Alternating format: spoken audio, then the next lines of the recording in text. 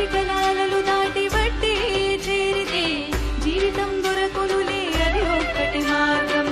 నిజము తెలుసుకొని మాయలో తొలగేసి మిగిలిది జీవితము అది జీవితమేలే.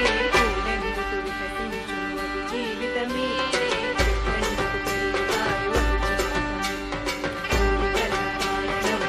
జీవితమేలే మనసులో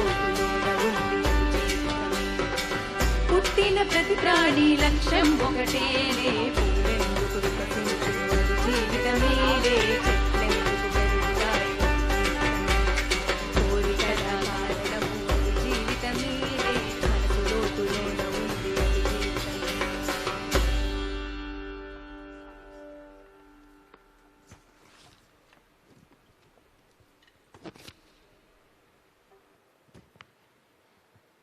Namaskaram. Welcome to Sadhguru and Rakul Preeth Singh. Good evening once again, ladies and gentlemen, and Pillalu, if there are any. In Conversation with the Mystic is an exclusive series of interactive episodes where eminent personalities from various walks of life explore a range of subjects with Sadhguru. From the economics to the political, from cultural to the environmental, some of these sessions have been free willingly and some of them have been focused on a particular topic. Today, we have pleasure of listening to the beautiful Rakul Preeth Singh in conversation with Sadhguru. And needless to say, beauty with brains is our Rakul Preeth Singh. Yes, she is one of the leading actresses of South India, especially loved by Telugu people. And she has predominantly given a lot of blockbusters in Telugu film industry. So thank you, Rakul Preeth, for being with us. We all love you. She is just a perfect example of not only an actress, but also an entrepreneur. She has stepped into business by starting 18 fitness studios, including one in Vizag. So that shows when she'll come in, I'll ask her first thing is, when can I join the gym? So she is not only that, the Women Development and Child Welfare Department of State of Telangana recently announced her as the brand ambassador of Beti Bachao, Beti Padhao campaign. Congratulations, and we all wish you do a good job there. And I'm very blessed to be here in presence of Sadhguru, the founder of Isha Foundation. He is regarded as one of the foremost spiritual leader of our times. We have a very short film to introduce him. So kindly, please orient yourselves towards the screen.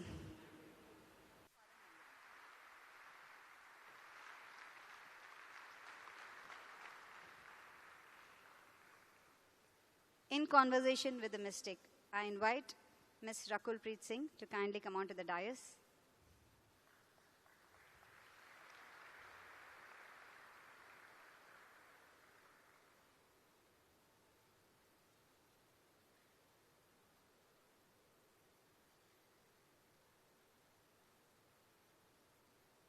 And now I invite Sadhguru Garu onto the dais.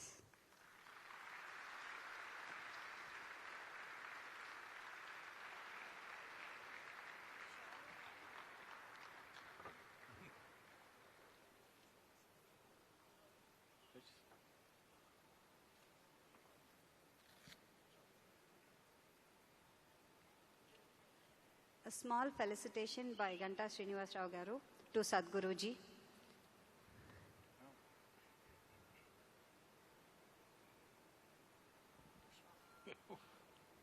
I'm already fully.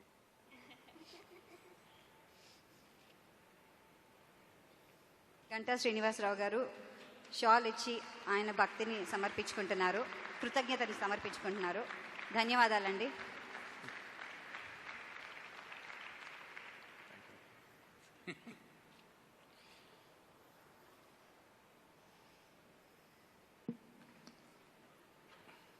Thank you.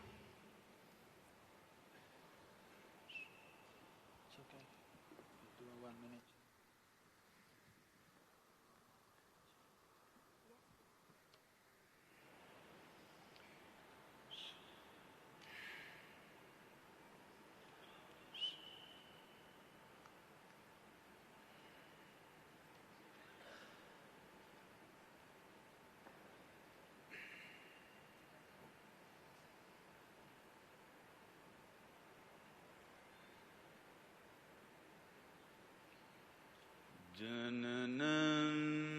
sukadam maranam karunam milanam maduram smaranam karunam kalavashadiha sakalam karunam samayadipate akilam karunam.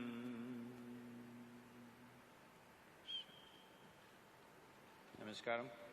Namaskaram to everyone. Namaskaram.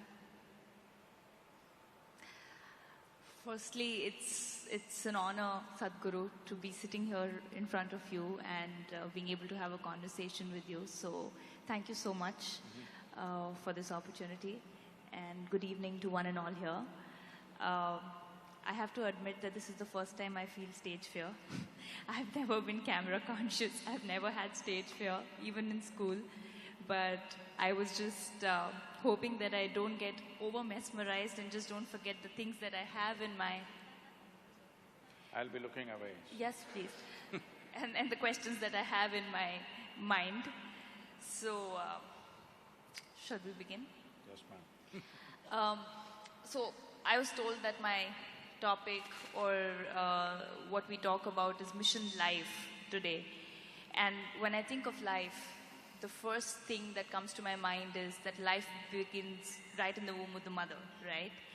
And each one of us takes birth in different kind of families, some poor, some very rich families. And they say that it's your past life that determines that. So what is that? What is your view on past life? And is it possible for every person to kind of get to know what their past was?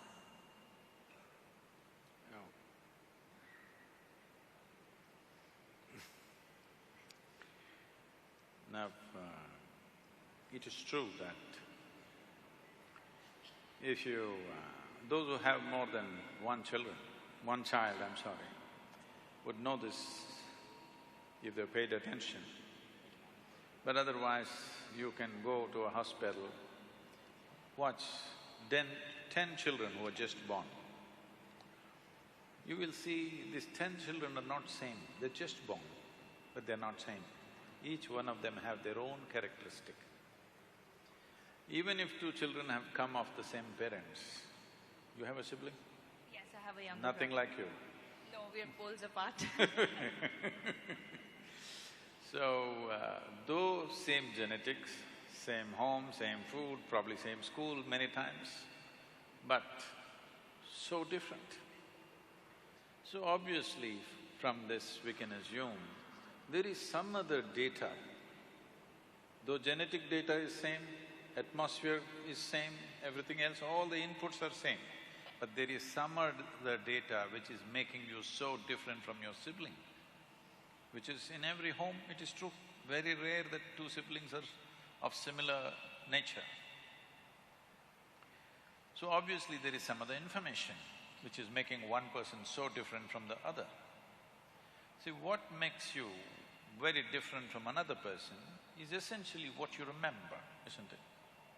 Suppose I wiped out your memory and I wiped out another person's memory totally, both of them would act about similar. Only because you have a memory, it is so different.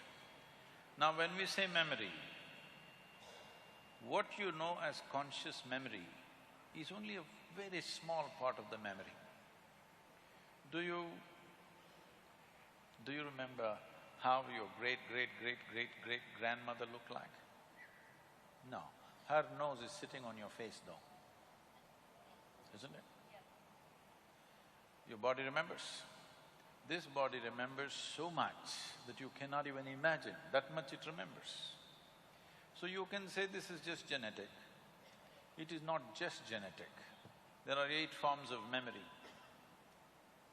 These 8 forms of memory, in the yogic way of looking at things, we say this is elemental memory, atomic memory, karmic memory, genetic memory, and articulate memory, inarticulate memory, and conscious and unconscious levels of memory. So 8 forms of memory. You are normally conscious of only an extremely small part of your memory. How your forefathers were 1,000,000 years ago, still even your skin remembers what should be the tone, isn't it? Nothing forgotten.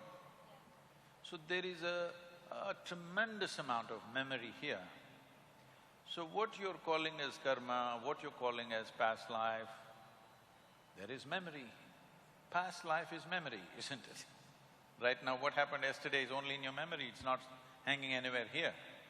So, does life go beyond the birth of this body? Definitely it does, but I don't want you to believe such things. Because the moment you believe such things, you start imagining things.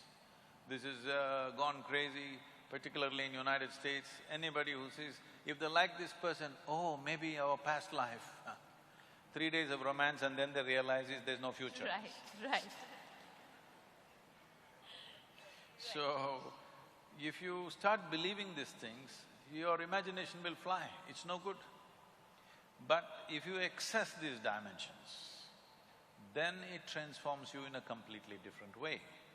Is it necessary for every human being to access these memories? Not necessary. Because most people cannot handle the memory of this life, they're freaking. Yes? True that. 10, 20 years of memory, they cannot handle it. If you remind them of 10 lifetimes of memory, what will happen to them? They better not remember. Anyway, a whole lot of things are being done in the, all imported from United States largely, about past life regressions and this and that.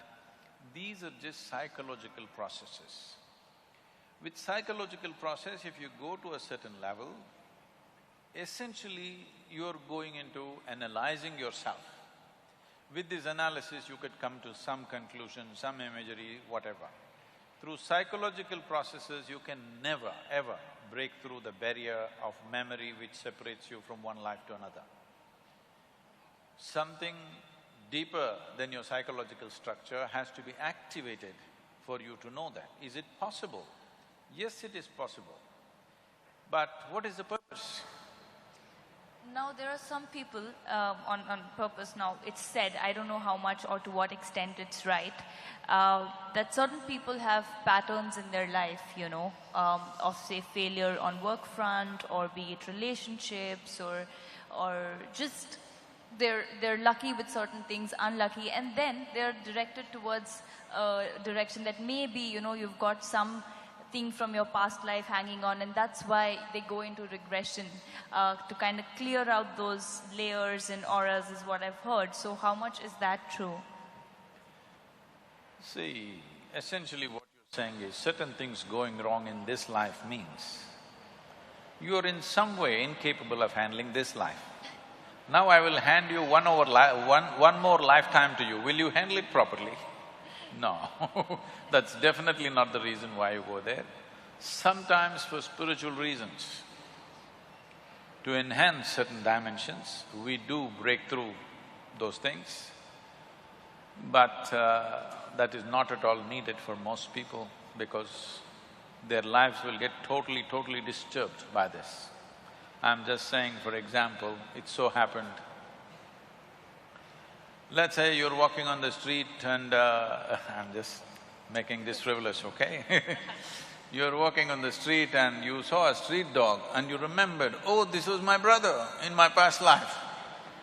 And you ran after the street dog, but the dog doesn't remember. You know what'll happen. So you should not believe these things.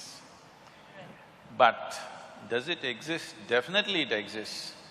So the attitude that you must take is you do not believe these things, but you do not disbelieve these things. You don't mind knowing You clearly understand life is much more than what you think. So there could be any number of possibilities. If you want to explore, if you're interested, I can give you a method how to explore. But just believing something, because somebody says in your past life you were this, you were that, this will only destroy the present life, because you will go from reality to hallucination. Right, right. But as long as it's just to get an idea, just for fun, inquisitiveness sake, then it's fine. No, it can No. get you into serious trouble. Right. But then you do agree that there are soul connections, like the souls remain the same around. I mean, that's what I've heard, that people say that your family or your near and dear Which ones… one are you talking about, the right one or the left one? The souls? Yeah. Well, both. They were together in the past life. So I'm talking about both So together. you already found your soulmate, huh? Right. I think only in my slippers I found my soulmate. So does that happen? Like they say that your friends or your families or, from your past lives to now, they remain the same, or the souls around you are the same, or maybe in form of your friends.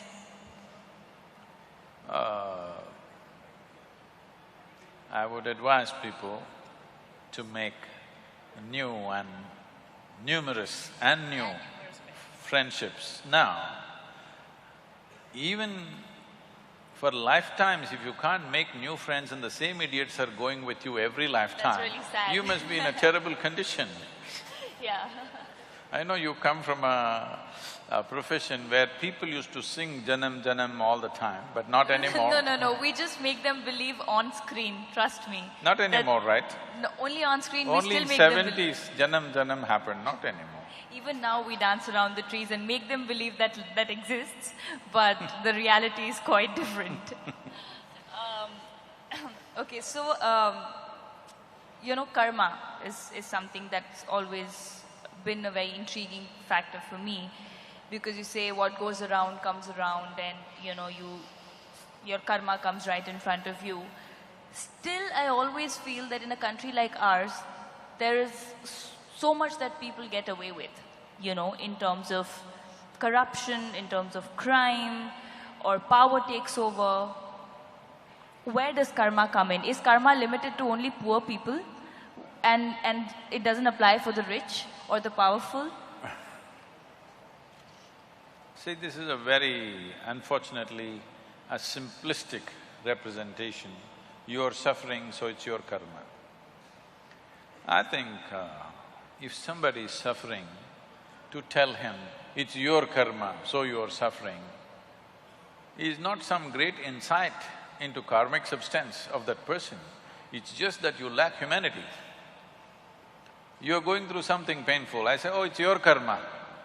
This is lack of humanity, not some insight into life or such. Let's understand what is karma. See, the way you understand, the way you perceive, experience, understand anything that comes your way depends on the past memory that you have. For example, what kind of music do you like? Anything that's soothing to the ears. Heavy metal? Not at all soothing to the ears. Okay. So you want some soothing music. So if we play heavy metal music for you, and this music can be only played at full volume, anything less than that it doesn't work. So if you play heavy metal music for you at full volume, you will have a nervous breakdown. But there is some young people there, same sound. In one person's ears, it becomes music. For another person, it's noise. So, how you recognize a particular sound, this is your karma. This is why in this country we told you, when we say karma, we did not say that you need to be punished, you're suffering, you're being punished. This is not the karma aspect. Karma means action. We are performing 4 dimensions of action right now as you sit here. Physical action is happening, mental action is happening, they're saying you're very brainy. They're putting pressure on me.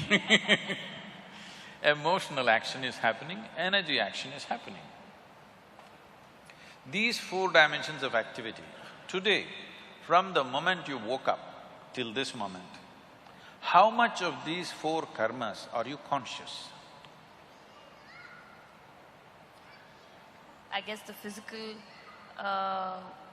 karma, because your physical action and the mental action. To what extent are you conscious? Don't calculate, I'm telling don't you, know. it's well below 1%. I'm sure.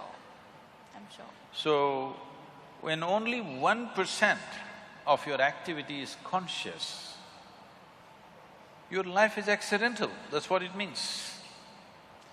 Let's say you drive on the street. You drive for 10 minutes. On the Visakhapatnam streets, they're not too bad. They're very good. Roads are good and traffic is better than most of the places.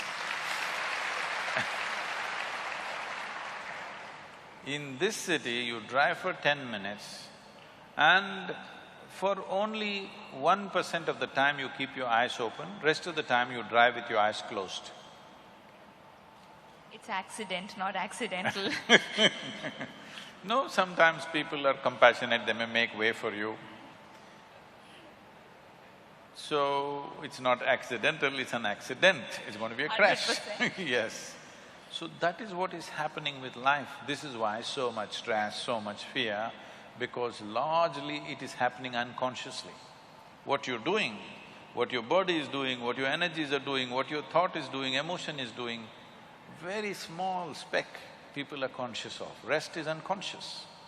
If you increase the size of what is conscious, suddenly it feels like everything is in your hands. If you can consciously conduct your body in every way, 15 to 20% of your life and destiny will be in your hands. If you can consciously conduct the thought process, 40 to 50%, along with thought, emotion also, if you conduct it consciously, anywhere between 40 to 70% of your life and destiny will be in your hands. If you can conduct your very life energies consciously, 100% of your life and destiny will happen the way you want it. If you become available to a dimension of intelligence within you, which is beyond you, which is… we call it chitta, you can call it grace, you can call it whatever. If you become available to grace, you not only are in charge of your life and your destiny, you can also take charge of the life and destiny of 1 million people around you. This is available to a human being. Will a human being explore these dimensions, or do they want to just eat, sleep, reproduce and die one day? It's up to them. But no matter who you are, what kind of work you do, how much money you have, what you do,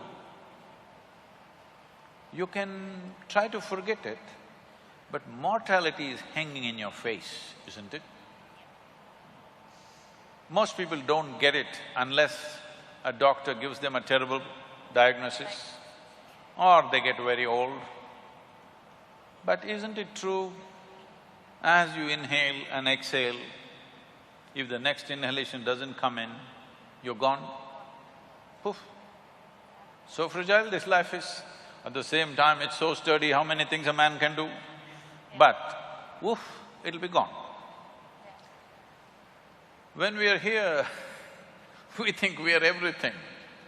What we don't understand is, as you sit here right now, countless number of people have walked and sat on this planet like you and me. Where are they? All topsoil? We're mere particles. Huh? So we're mere particles which Yes, will just… unless… this will also become topsoil, unless somebody chooses to bury you real deep, fearing you may rise from the dead. You know, there have been instances… Yeah. Can I tell you a joke? Sorry? Can I tell you a joke? Yes, please. This happened. There was a couple in Texas, over 70 years of age. It was their 40th wedding anniversary also. They've been planning, they've been always wanting to go to the Holy Land of the Jerusalem. But being in business, children, this, that, they never made it. Over 70 years of age, now they got the opportunity. Both of them went. They were overwhelmed by the whole situation there. They walked the streets, they walked in the street where Jesus is supposed to have walked. You know, Jerusalem reeks of history. Every stone, every cobblestone reeks of history. Then they went to that place where Jesus is supposed to have walked upon water. They were completely overwhelmed, thoroughly enjoying their trip, but unfortunately, the lady had a heart attack and she died. You know it happens. Then he was making preparations to take the body back to Texas. Then the local people approached and said, see, this is not a bad thing. Your wife has died in the Holy Land. This is the place to die. So there is no need to go to Texas, and above all, it costs you $18,000 to transport your wife's body to Texas. We will do it here. $18,000 plus local charges there. So for you, a special price because you are from Texas, $20,000, we'll do everything. The man thought about it and said, no, I will take her to Texas. They said, no, no, no, you are under stress, you know. Please don't torture the child, whoever.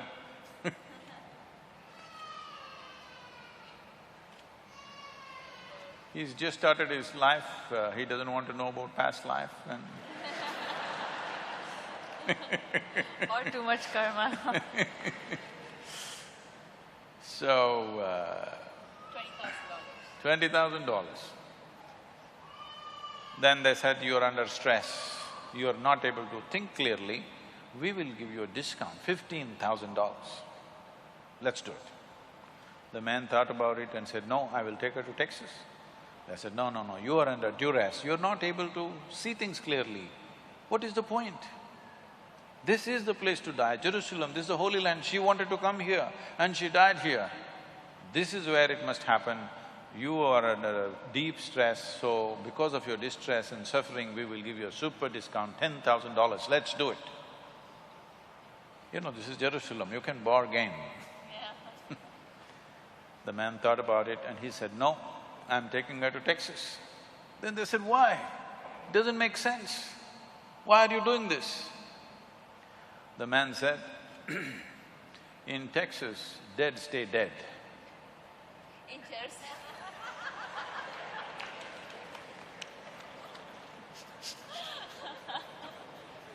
Well, he didn't want to risk it. So, we are sitting here right now. We will fall dead and become part of this earth. Somebody else will be walking over it in no time. It's a brief life. It's a very brief life.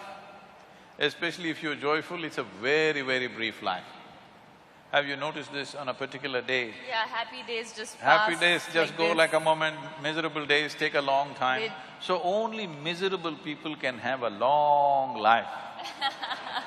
If you're joyful, before you know what hit you, it gets over. So in this brief life,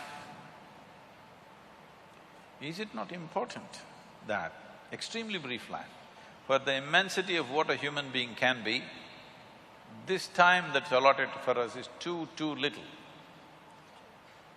But in that people get bored and they kill themselves Very unfortunate. without ever exploring the nature of what this life is about, simply because people's physiological and psychological drama has bigger than the existential realities in which we are.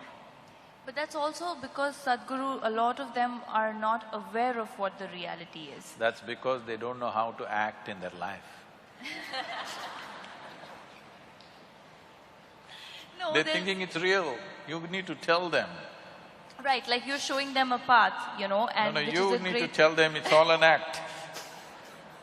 Well, unfortunately, somehow I feel the large percentage in our country is still struggling for the basics, you know, which is the food and the shelter and home and clothes. So for them, that is it. That's meeting their ends is tougher. That is So- an unfortunate reality. Still, basics like food and shelter have not happened. Right. That's a different thing. But believe me, those who are successful are suffering a lot more than those who are not so successful. You… I'm constantly working with business leaders around the world, and I see most successful people have the longest faces. I agree. I don't know what makes it so difficult to just put a smile on your face all through the day.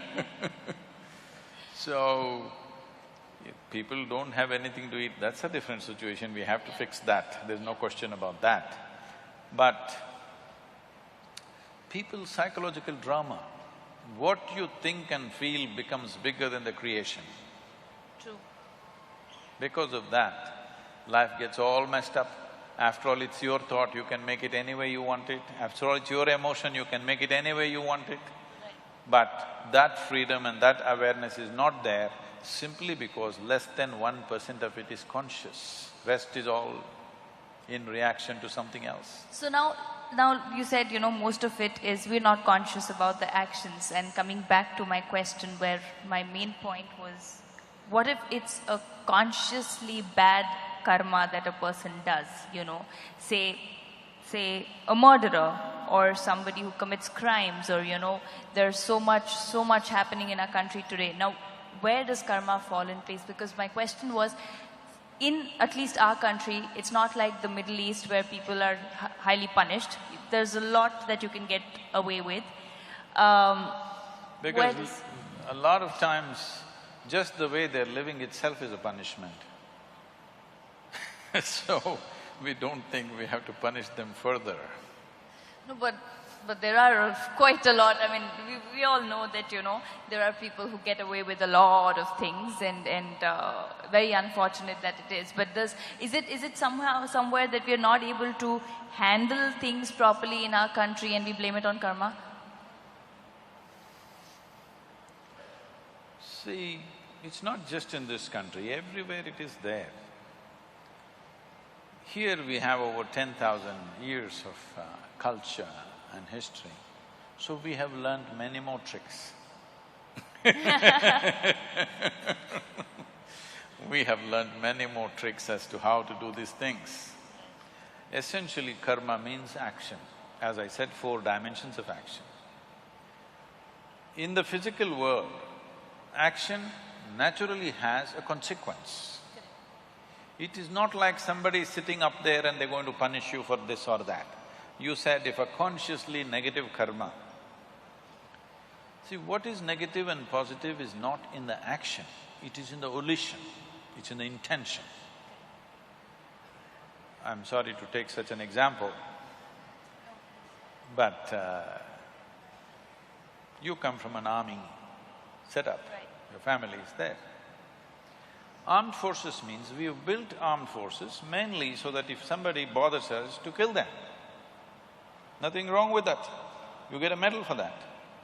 Because we're doing it for a cause that we believe is sacred for us. But we must understand somebody else unfortunately believes their cause is also sacred. So don't take karma there, because there are many people who believe what they're doing is God's own work, and they're willing to die for it. But it's against us, so we don't like it. Well, we didn't start the problem, that's our argument. That is at the level of political, social situations, yes. But now you're talking about an inner situation. An inner situation is only by intention.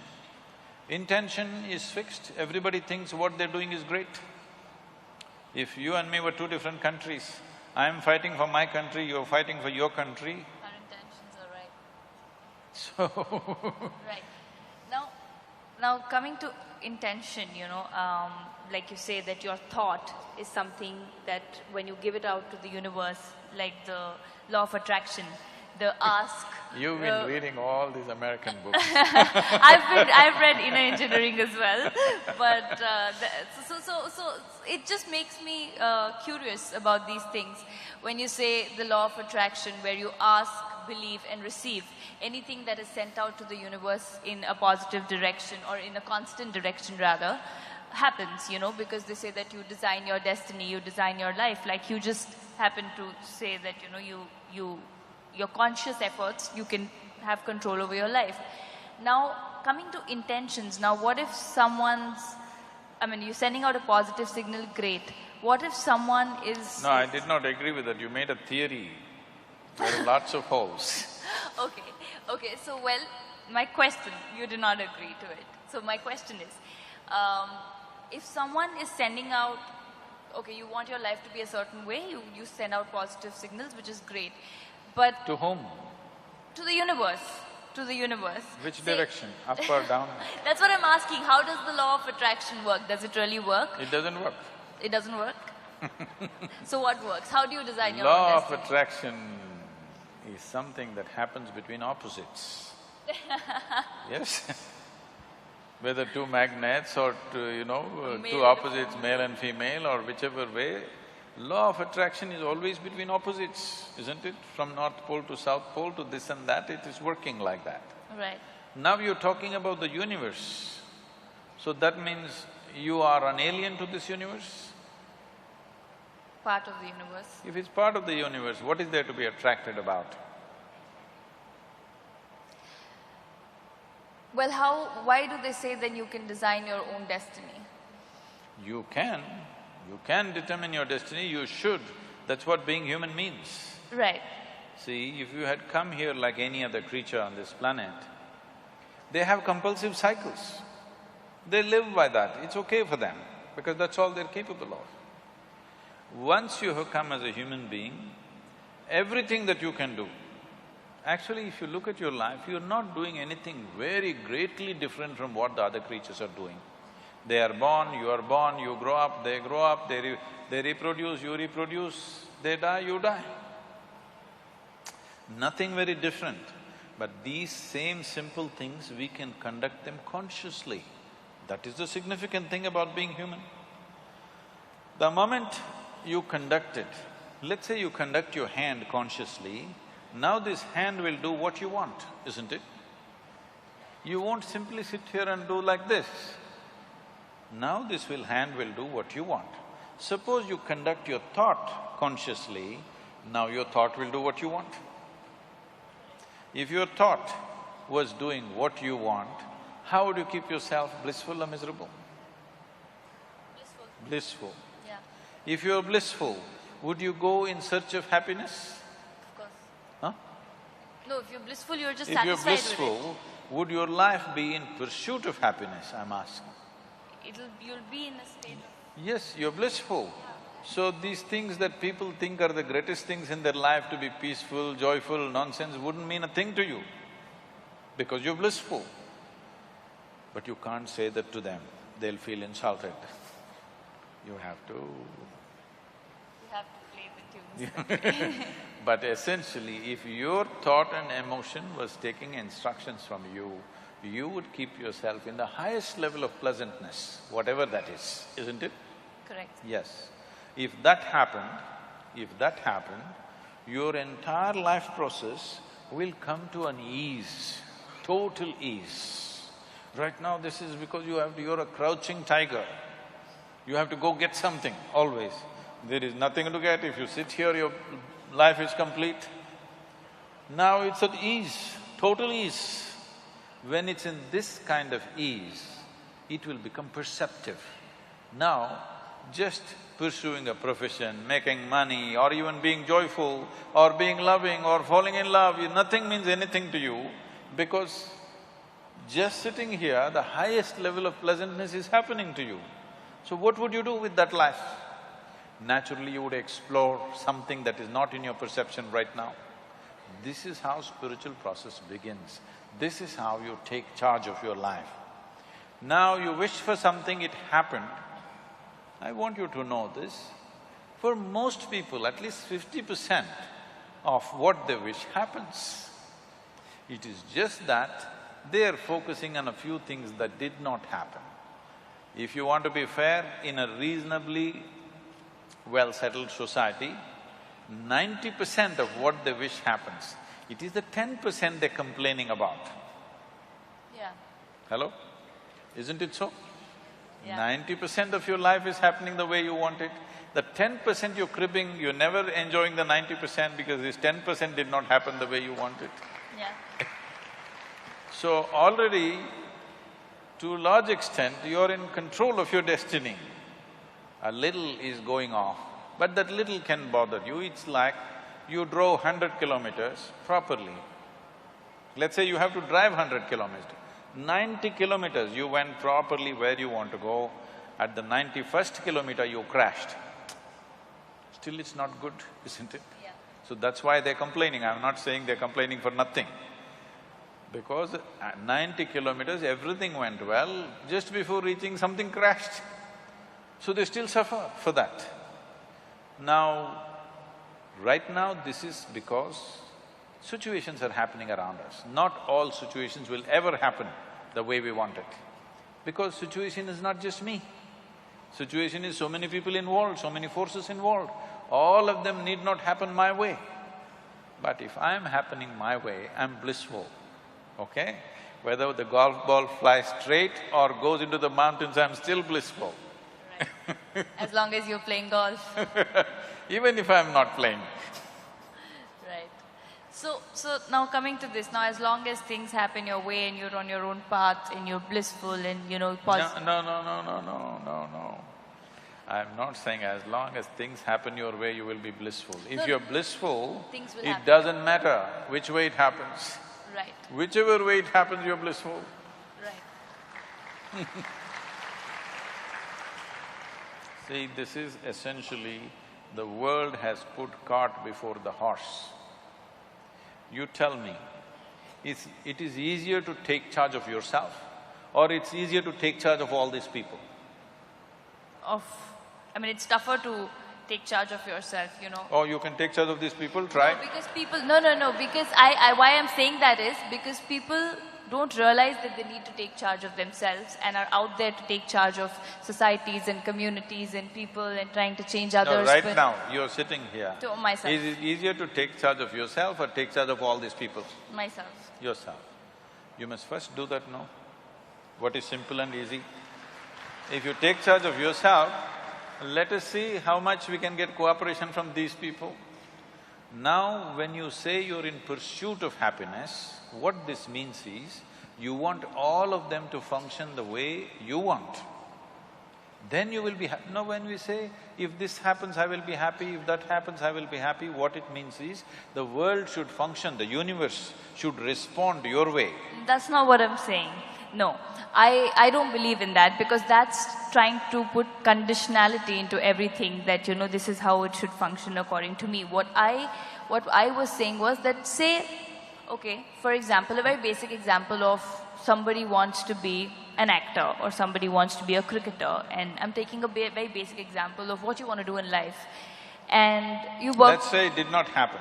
It did not happen means what? People did not like your acting, or the selectors did not like your cricket, something happened. Right. So what you want did not happen. Can you still sit here blissfully? That's a question. Not a lot of people. That is why I'm saying, what you're trying to do is, when you say, everybody should like what I'm doing, in some way you have to take charge of their minds, that's what you're doing. In some way, through your cinema or whatever, in some way you're taking charge of their mind and doing what appeals to them, and that's why it's working, isn't it? Otherwise it won't be working. Right. So, which is easier, taking charge of this or taking charge of them? This. If you take charge of this, now you are not in pursuit of your happiness, you are not tense about anything, there is no, sword hanging on your head, you will do everything to the fullest, to the hilt, because you don't care what happens. Whatever happens, you'll be still fine, this much you know. Now you will naturally do everything wonderfully well because there's absolutely no concern, because you're not a vested interest anymore. You will do what is needed without any effort.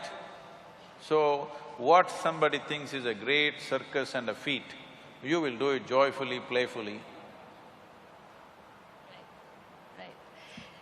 So, well, you just completely negated the fact that there's no law of attraction. There is nothing No, like that. there is. I'm sure a lot of people are attracted to you. Not that law of attraction of the universe gives you what you want. But anyways, No. Where is the universe, I'm asking? right here, we are a part of the universe. When Adi Yogi was asked by the 7 sages, who are today known as the Saptarishis, they asked, Where does the universe begin? Where does it end? How big is it? What is it? So he laughed and said, I can pack your entire cosmos into a mustard seed. That's a very efficient packing, isn't it? Very, very. So, because what you think is time and space is because of the nature of your mind. What is there, if you transcend the limitations of your own logical mind, what is there is here, what is here is there, what is then is now, what is now is then. Everything, time and space gets all mixed up in your perception. Right. So, when this happens, now you won't be talking to the universe. Those who are not on talking terms with their neighbors talk to the universe. Right. Now, say, in today's competitive world, or where people really think that you need to there's cutthroat competition and you're working towards it, and then there's negativity, and say if someone is, for example, I'll take an example of myself. I believe in completely just working towards your goal and being positive about it and not looking around on what's happening or what people are doing. So my question is that there's a certain positive energy that you are surrounded with. Does negative energy really affect a positive energy? Like, people talk about evil eye or drishti, that in our Indian culture is so much, which I don't believe in personally, but you hear from your relatives or people around that if you've done a good job, there's drishti, you should come and do this puja, and there are rituals that are followed. So can a negative energy harm a positive energy? See, instead of looking at this as positive energy and negative energy, the same energy can function positively or negatively. What is, if something works favorably for me, I say it's positive. If it works as a detriment, I say it's negative. But it is not essentially negative or positive. It may be, what is darkness for you is light for a whole lot of creatures on this planet, isn't it? Electricity is right now doing positive things to us, so if you stick your finger into it, it does something else to you. It is still positive as far as you touch the positive only, not the negative. Right. So, what it does is simply dependent upon variety of things, the way it arranges itself. So, is there something like you are surrounded by some negativity which affects your body, mind, energy, everything? Yes, there is. This is something, just 3-4 days ago, they were giving me the studies they have done. In our yoga center, we have a rejuvenation center. We have what is called as Klesha Nashana Kriya. Sorry, what is it called? Klesha Nashana Kriya, that means a kriya which destroys impurities. To put it simply, few of them knew what to do, maybe previous generation knew, gradually they just started doing like this. But if you observe a person and do it in the right way, it does certain things, so we have a whole scientific process. How to do this, just the same thing. See, today let's say you're very exhausted or Rejuvenates you yes, completely. rejuvenates you in some sense. So this is a water wash. Similarly, we can do wind wash, we can do fire wash, we can do substance wash, like with grains and other things we can do. So what this is like a fire wash, but it needs to be done in a certain way. Water can touch our body, water can touch our skin, there's no problem. Fire cannot touch your skin, it needs to be done in a certain way. They give me this study report which is amazing. There is a record of children who have come with this ADD and these kind of problems. 21 Klesha Nashanas, they're completely free of medication and fine. No medicine, no any kind of treatment, nothing. Just fire wash 21 times in 21 days and they come out clean and no medication, nothing, they're fine after that. There are any number of records. I was just looking at this 4 days ago and it's amazing. But this, all our grandmothers wanted to do. They did not just do. I remember many times, when I came home from outside somewhere as a little kid, my mother would look at me and say, I think you need drishti, we must take. I said, come on, rubbish, I don't want any drishti. But she wouldn't let me, she would make… I would be running around, still she would be doing something. I don't know whether it worked or not, I was too whatever mentally, too against all those things. But today, there is proper record of what it does to people, tremendous things it's doing to people. So that means it does exist. It does, I mean, there's no question about it. It does. The question is, do you know how to do it properly? We're thinking of… looking at this, I spoke to the people who are doing it and said, we must give large-scale training to people. We must even produce videos and put it out so that everybody knows how to do it in their homes. Because this is such a simple thing that anybody can do at home and it has tremendous impact.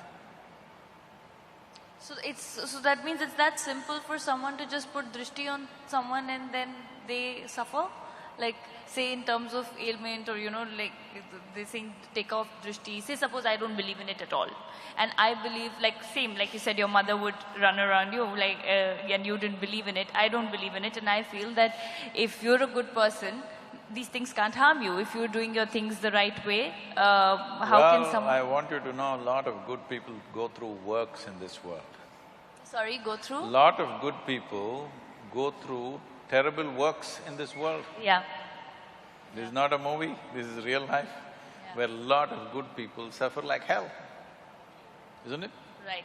This brings to the first thing, that means good things don't always happen to good people. Oh, not at all. Because… Unfortunate. I must tell you this.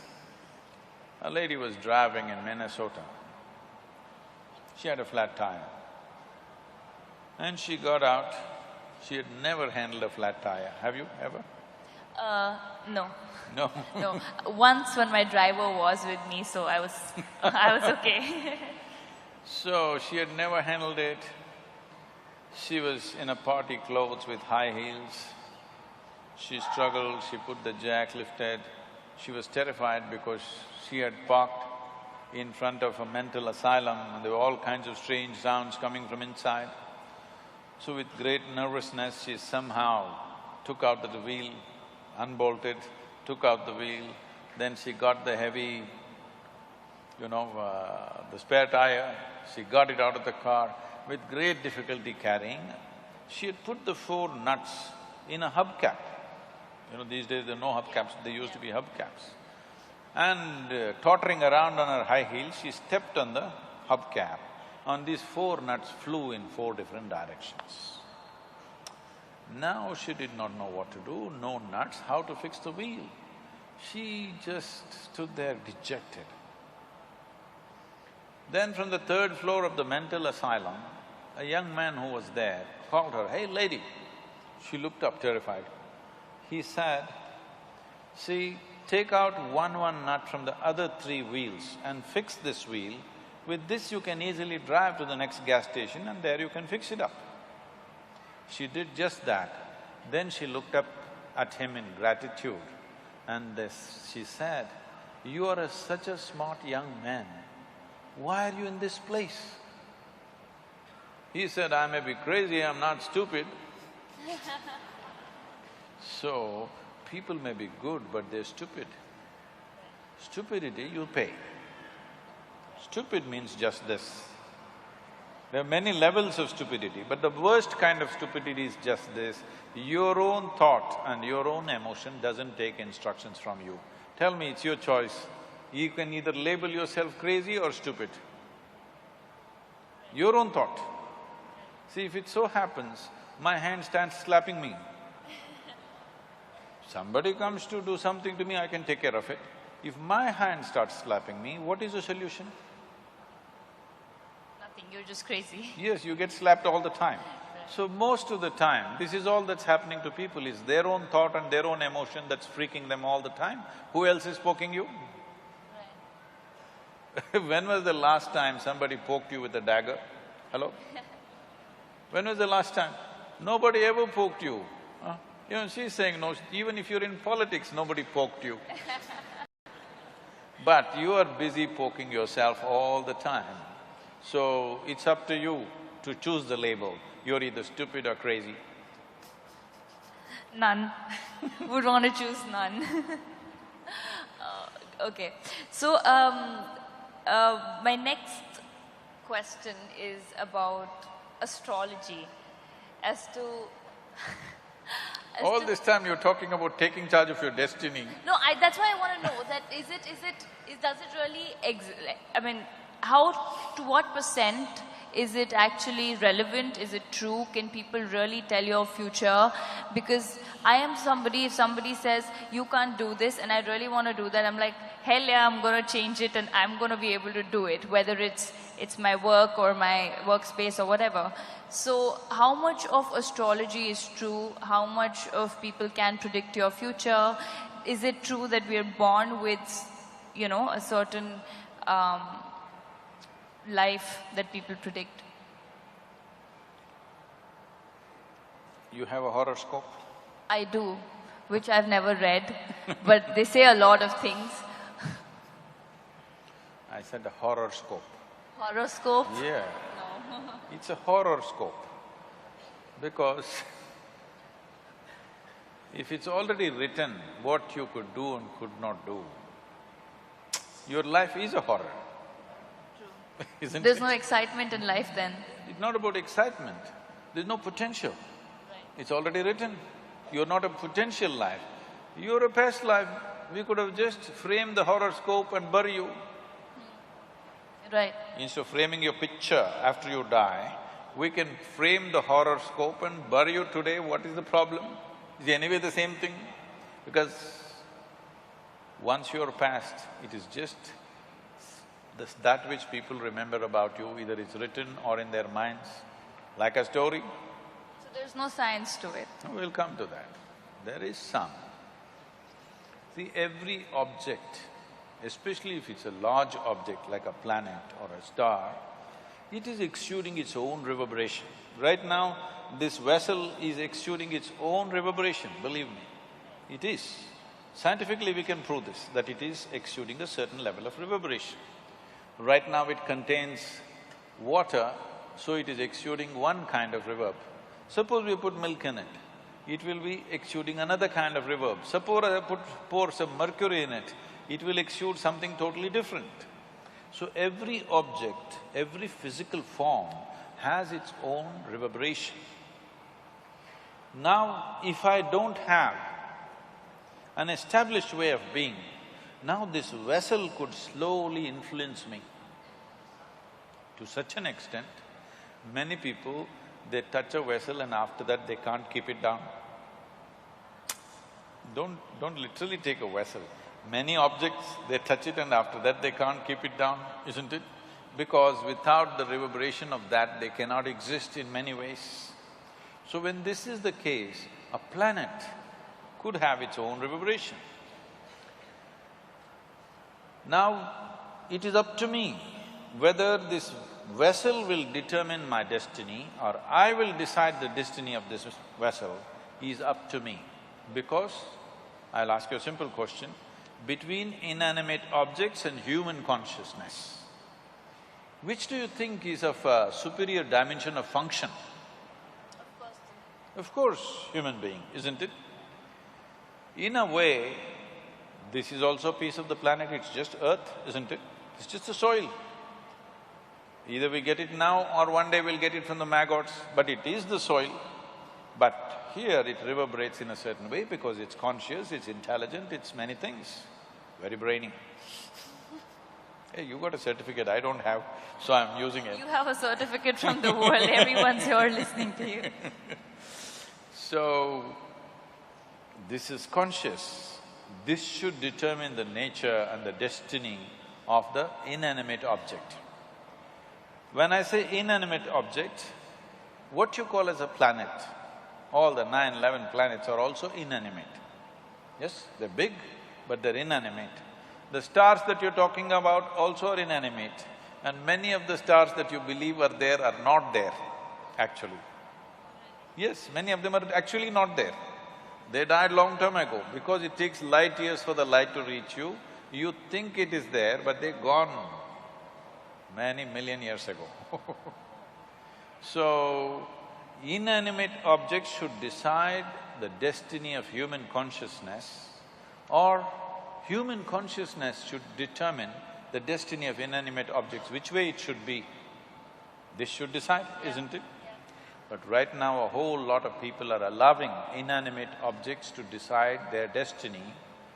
They definitely have an influence. Will you allow it or not is the question. Do you know that on full moon nights and no moon nights, we are on the coastal city, the waves are coming up, tides.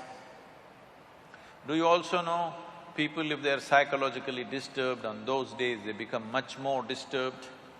Yes? I'm asking you, this is between you and me.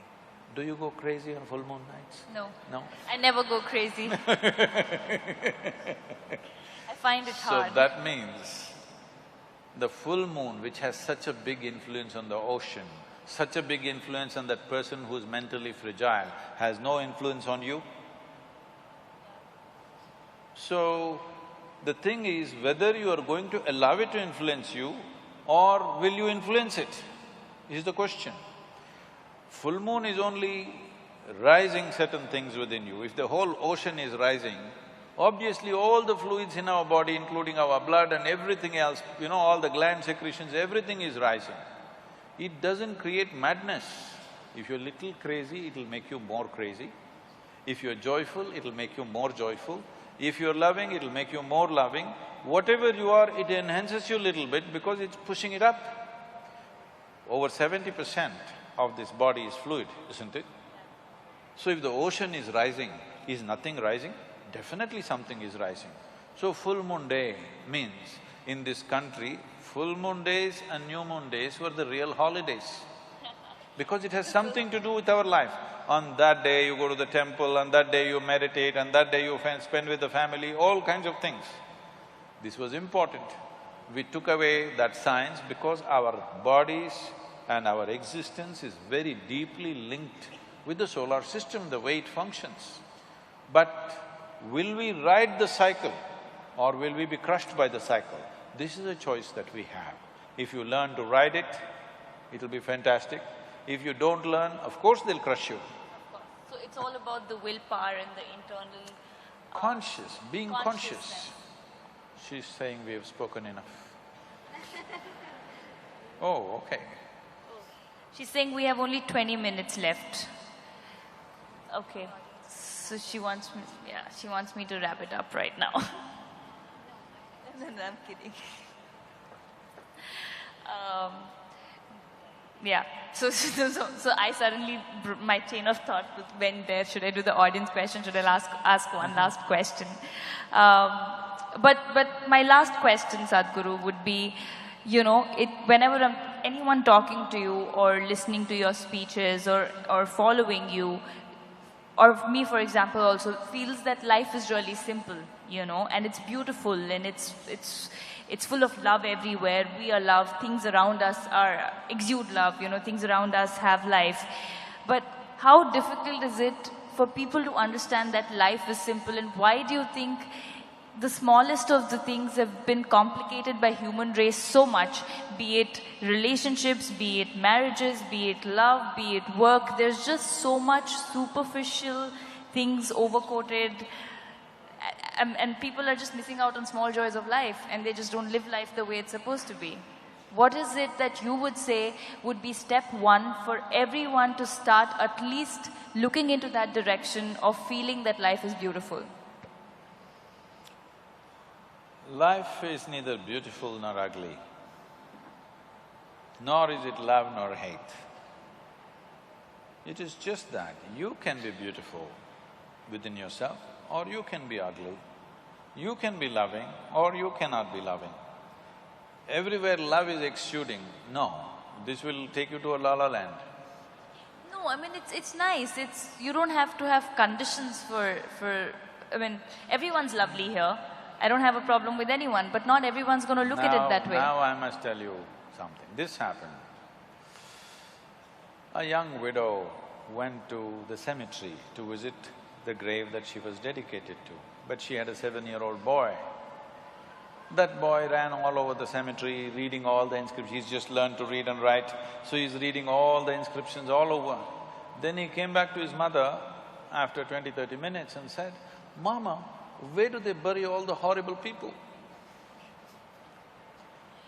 Everybody is beautiful is not true.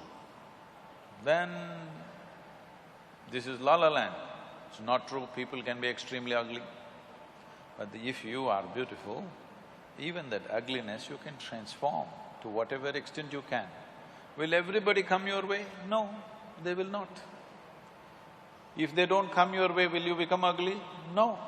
That is the important thing. Right. When things don't happen your way, are you still capable of being a beautiful human being? That is all you have to fix. Right. If that one thing if you fix, everything is fine. When nothing happens your way, are you still a beautiful human being? See, you must understand this. This is the only thing that this culture has ever worshipped, I want you to understand. Since yesterday, people have been reminding me of this because there is also a real estate issue today. You know, Rama is hugely worshipped. Even today, he is having property problems. Yeah. He had continuous problems. Young prince, grew up well-educated for those days, very balanced, nice young man, gets married to a young, beautiful princess. For some political reason, he has to leave his kingdom and go to the forest. I know in the movies, in the Rama Rao movies and also Ramanand Sagar's television serial, Rama and Sita are in the forest and all romance and all this. That's not how it works in the jungle. I have lived in the jungle by myself alone for weeks on end. When I used to come back after 2-3 weeks in the jungle, even my parents wouldn't recognize me, they would look at me, what has happened to this guy? Because insect bites all over and your face is swollen and it's a different thing. Living in the jungle is not fun. Yeah. It is fun if you enjoy it, I did, but it's not easy on your system. So this young princess, she's not Adivasi or something, she's a princess. Taking her and living in the jungle is not some romantic story. It's a hard thing. The idea of sending him to the jungle is so that he must suffer, isn't it? Right. As if that was not enough, the Sri Lankan people came and kidnapped her. From where? From Uttar Pradesh, huh? Not here. From Uttar Pradesh, they steal his wife and go away. He is a king, he could have found some local solution for himself, but his wife means so much to him, he follows all the way, walking all the way down, no airplane to fly, walked all the way, the kidnapper had a plane, all right?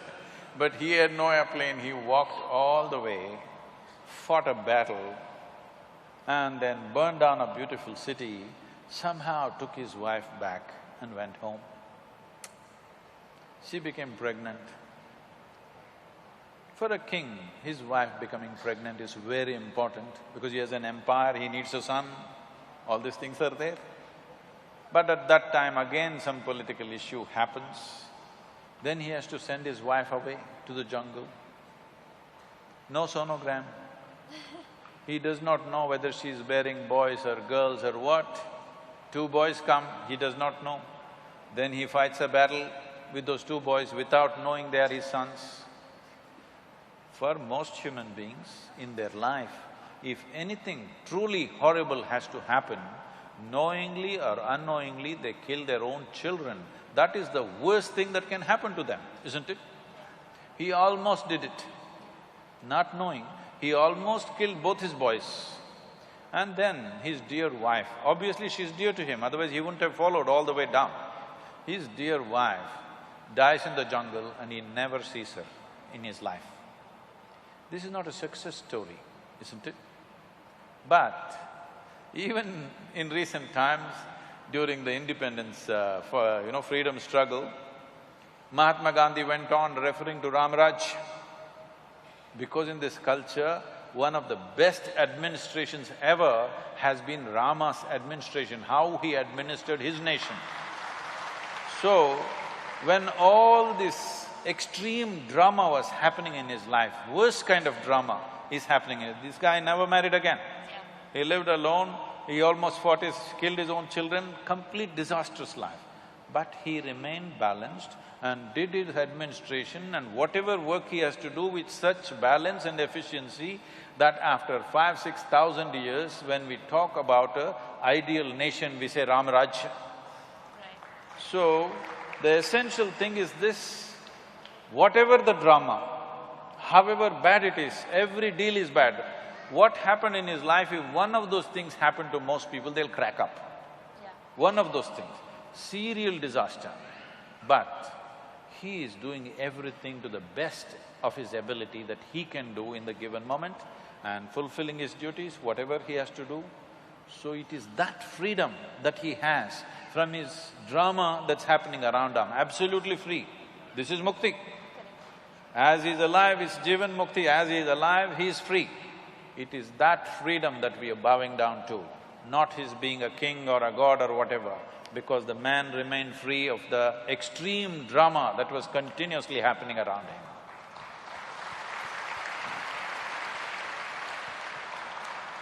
And now we can take questions from the audience.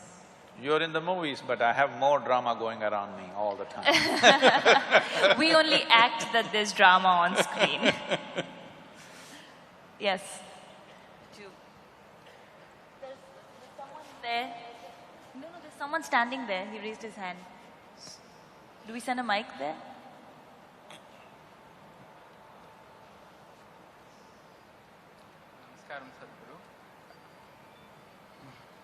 Namaskaram, Sadhguru. I have a question. Before the question… Can't hear. Okay. Before the question, I have to share my experience for a minute. No, just stick to the question. There's very little time. Okay, fine. And I have sometimes my longing for the enlightenment or to touch the peak of life.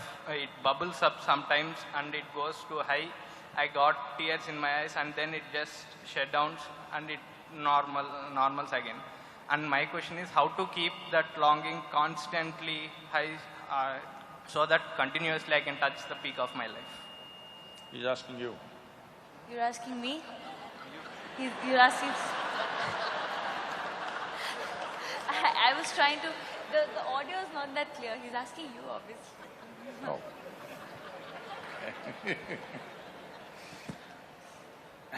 Please. So, see, every human being, even if you take those human beings who you think are the most miserable sort, even they have their moments of joy, otherwise they wouldn't be alive. Yes or no? There's not a single moment of joy in their life, they would have taken their life long time ago. There is joy, but they're also manufacturing misery. So this is something you must understand. People think love, joy, ecstasy are happening to them. Once you make this mistake, you also start thinking misery, frustration, anxiety, depression is happening to you. No, you are doing it to yourself.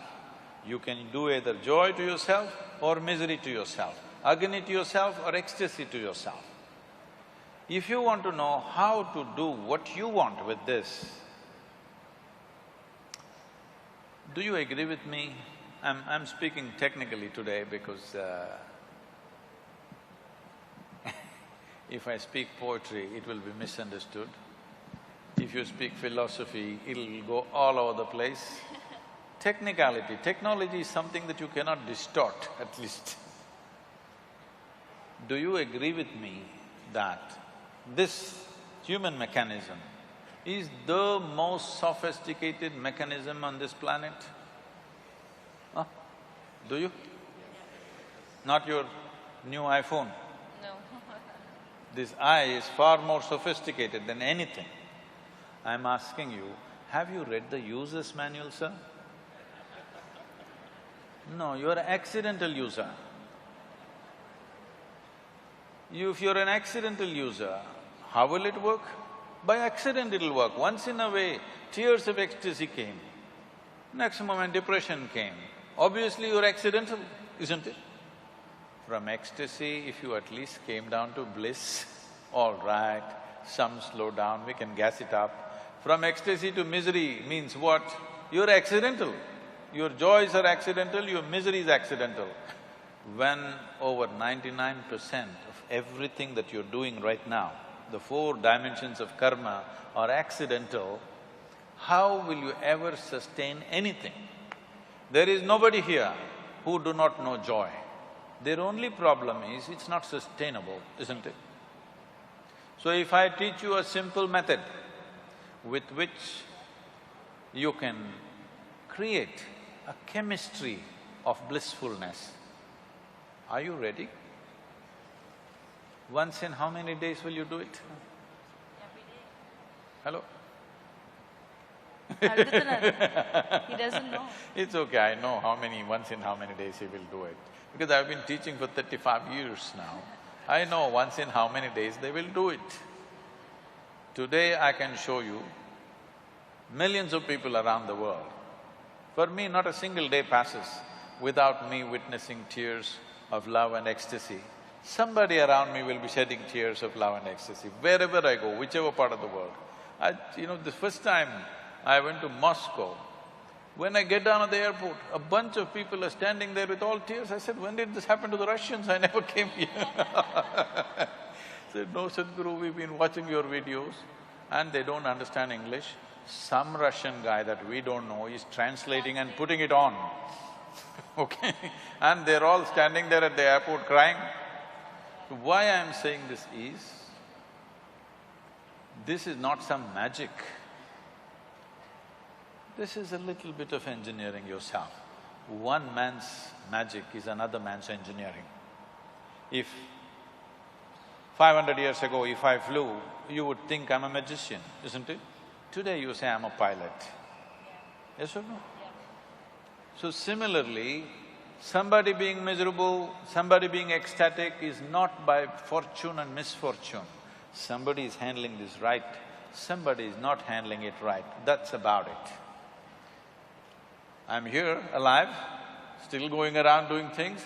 This is the time to learn and make it happen for yourself, that you learn to engineer this the way you want it. If you like misery, I have no issue. I won't seek your company, that's all. If you like misery, I will not deny to you. I'm not telling you everybody must be ecstatic, be whatever you want. If that's what you want, that's what you should be. But you want to be in pleasant states, but you're in unpleasant states, you better fix yourself, isn't it? Other question there. Can we have a mic sent there, please? Oh, Mystic One, what is your take on time travel?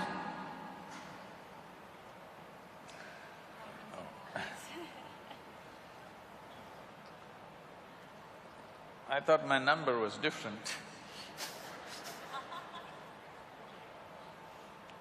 Okay.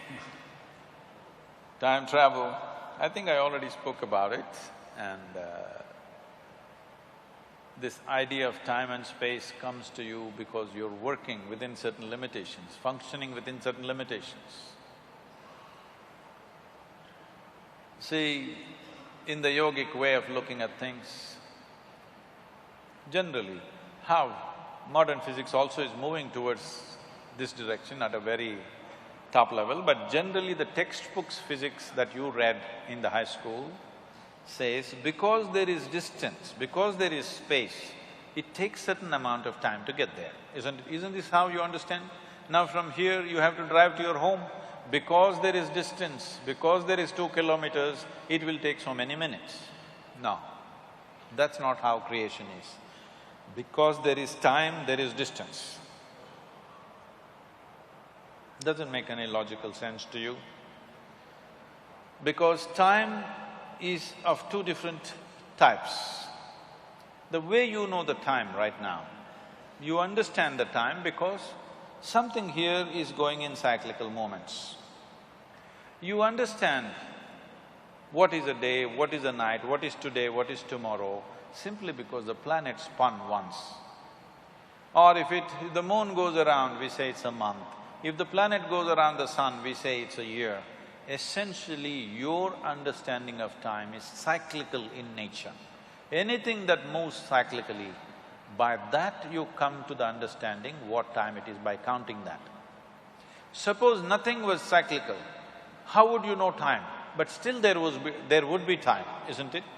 So in your experience right now, only cyclical dimension of the physical seems like time to you because your whole experience of life right now is limited to your physical nature in the sense you know life only by seeing, hearing, smelling, tasting and touching, isn't it?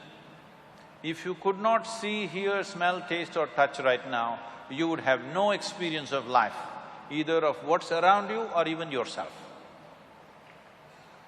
It happens to you when you fall asleep that you are not seeing, you're not hearing, you're not smelling, you're not tasting, you're not touching. Neither the world exists nor you exist. But if you transcend that limitation, that you do not see, hear, smell and taste, but you're still there, if this happens to you, you would understand what I'm telling you, that time is first. Because there is time, there is space. So what happens, the time that you know due to the cyclical movements is called kala in India. Kal. The Hindi people cut everything into kal. It's kala or kalam. So what is kala? Also means darkness. Space is always dark, isn't it?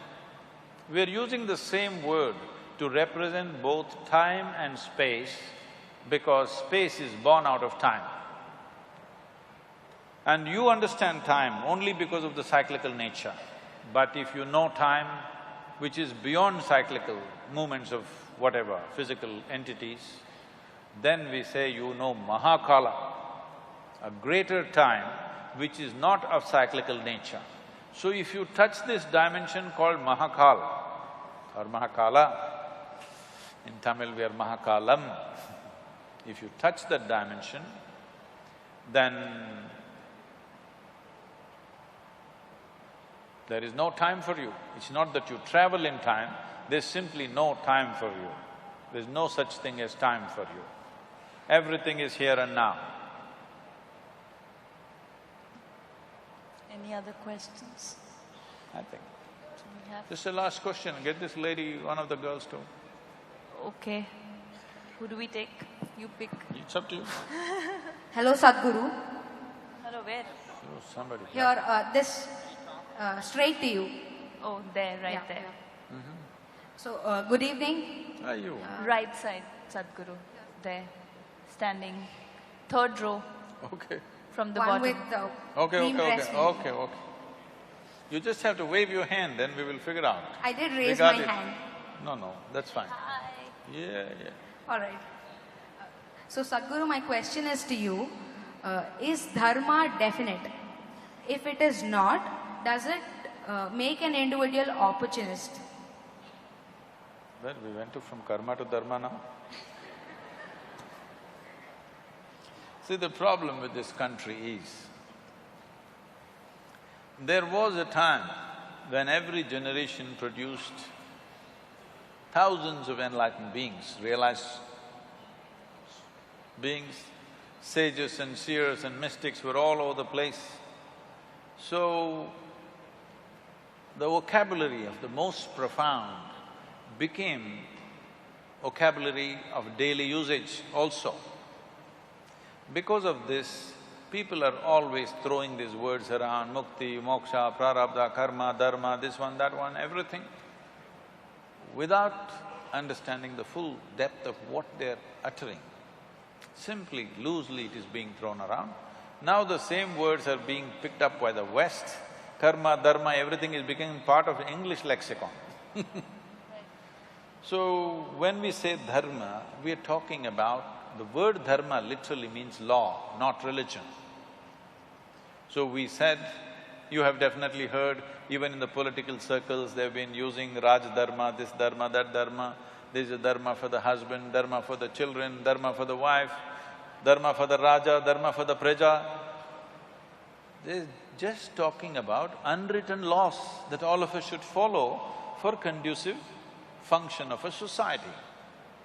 And Atma Dharma, they said, dharma are the laws which govern our inner nature. So these are laws, these are not morals, these are not ethics, these are laws. When we say a law, we're talking about… in science we're using this word law. That is the appropriate way of dharma. Now the dharma is, if I take this flower, though it is a flower, light and beautiful, if I drop it, it will only go down. This is the law of gravity. We can say this is the dharma of this bhumi, that if you drop something, it'll go only down, it'll not go up. This is the bhumi dharma. So they spoke in their own language of the time. So dharma essentially meant a law, not some kind of a policy or religion or anything else.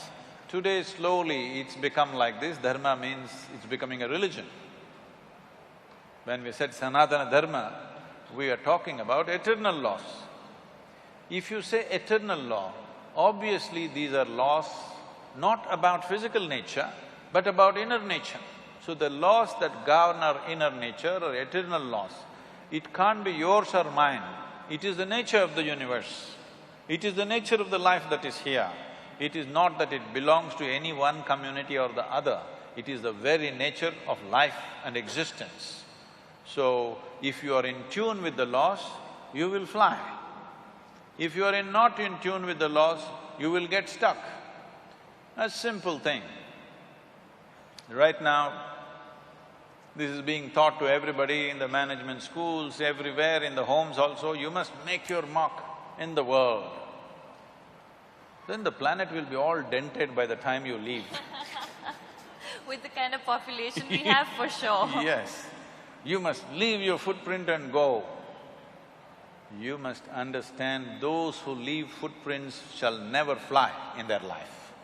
This is the law. We'll leave it here.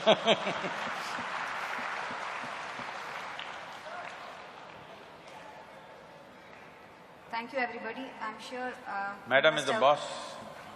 I'm sure you must have enjoyed this session as much as we have enjoyed bringing it to you.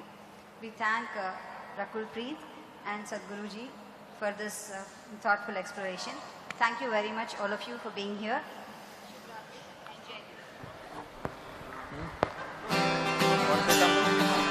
Want to say something?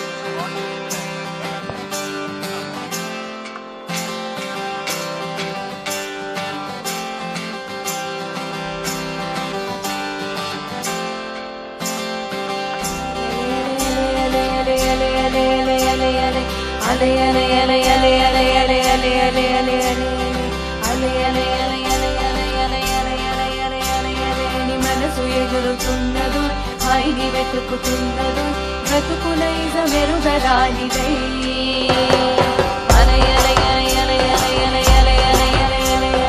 మనసు ఎగురుతున్నదు హాయిని వెతుకుతున్నదు బ్రతుకులైజ మెరుగరానిదై ఏలేదో హైలేసా ఏలేదో ఏలేదో హైలేసా ఏలేదో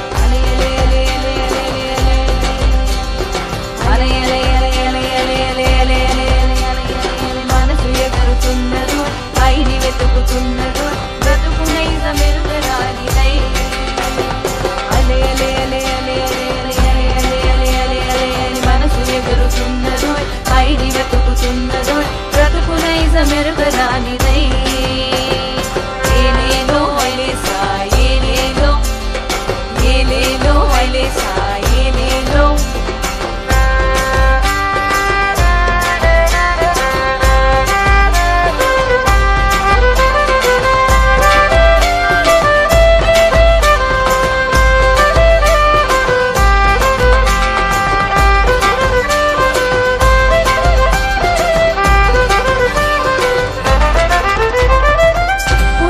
చేపలాగా ఆశ తిమింగళమవుతదిగా ఈశా తిమింగళ మీ వలలో పడినా నువ్వు మళ్ళీ చెప్పకేసి చూస్తావురా హైసా ఉడతది చేపలాగా ఆశ తిమింగళమవుతదిగా ఈశా తిమింగళ మీ వలలో పడినా నువ్వు మళ్ళీ చెప్పకేసి చూస్తావురా హైసా హైసా